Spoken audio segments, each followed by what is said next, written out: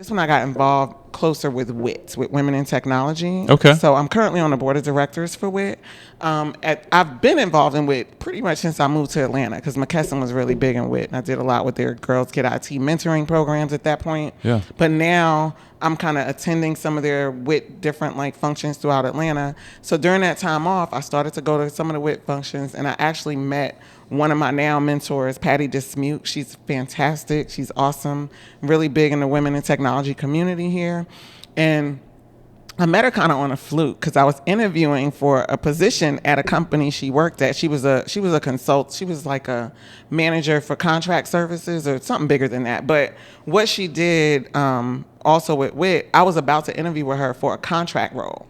Right? I'd never contracted. I'd always had permanent positions. So here I am like, I need benefits. Like, why would I contract? You know, it was a new world for me to think like that. And I was nervous about it. I also had a full-time position kind of lined up.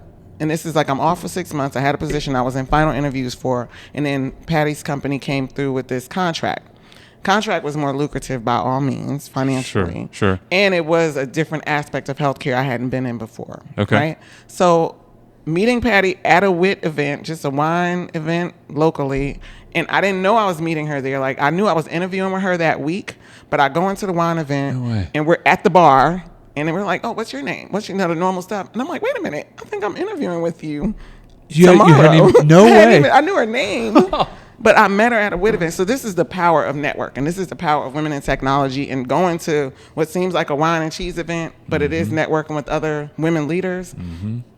Me and her kind of interviewed that night, kind of, because we're there and we're talking. So the next day it was like, now let's catch up on what we talked about yesterday. And from that conversation, I decided it was time to take the contract.